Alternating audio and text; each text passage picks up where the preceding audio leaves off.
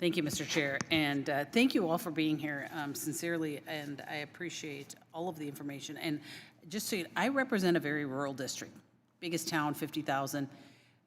My folks drive hours for medical care, and so I really, really appreciate the at-home and the telehealth.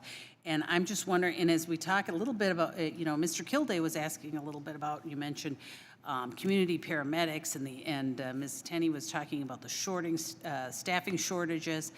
And Mr. Underhill, you talked about that they're coming to visit, and I believe Ms. Maddox, you mentioned that they're coming to visit also. So I'm just kind of wondering, practically, how is that, are you able to reach those very remote areas? And not that, it's not like Alaska, my district isn't like, you have to fly to get somewhere, but I am just concerned that when we're talking about, several hours worth of drives and things like that, if we can utilize it as well as we should be able to. Dr. Starr, if you want to start, any of them. Yeah, that's a huge challenge. And what we're looking at doing is again, utilizing every resource we can find. So if there are EMTs that are available, we'll look at that. We partner closely with home health, and we will utilize home health nursing, who are in that geography. And even have had discussions with some of our rural hospitals as they have waxing and waning patient volumes, using some of the inpatient nurses as a way to keep them busier and not call them off, but have them possibly go do some of that work as well. So it's really identifying every resource we can and utilizing it as best as possible.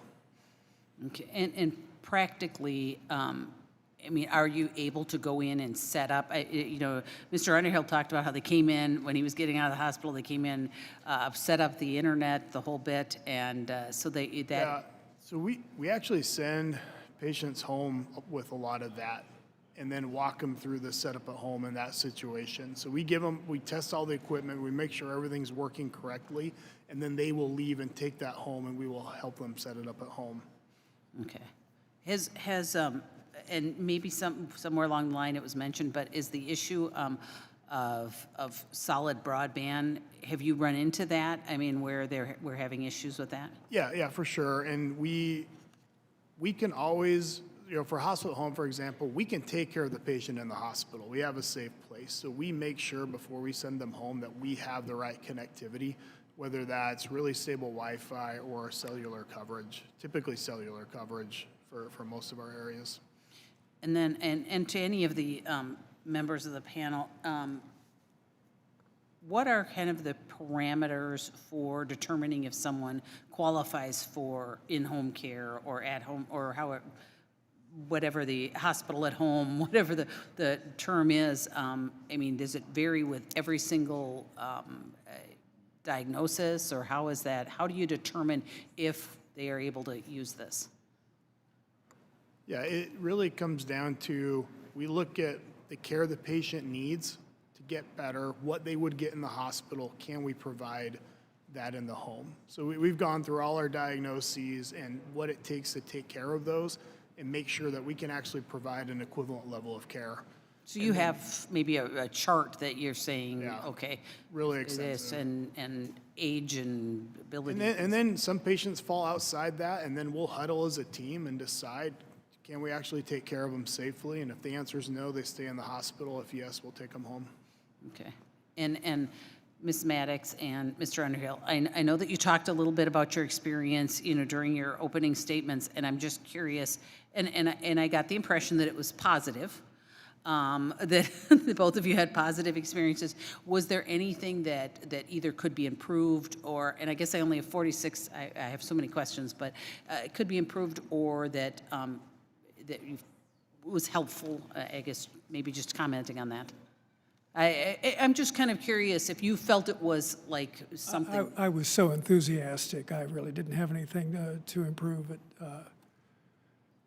I cannot think of a thing. Okay. It just worked flawlessly for me. Oh, I appreciate that. Okay, Yeah. that's very.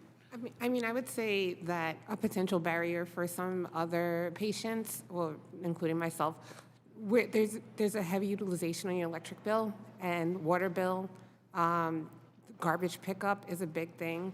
And I think that for a lot of people, that might be a barrier because they wouldn't want to see those increase in costs weigh on their family. And so that would definitely be something that could be improved. Yeah, and I know I only have a couple, well, I'm over time, but I suppose when you mentioned that, I hadn't even thought of that's not covered. That's something that's not covered. You bear those costs yourself, so. Well, thank you very much, and I really appreciate all of you being here, and I am looking forward to really expanding what we have, because it is so important to folks like in my district, but not only that, I think the health of people, I think Mr. Underhill said it, and Mrs. Maddock, you said it too, that it's so much better to be at home. And so I appreciate it. So thank you all very much. Thank you, Mr.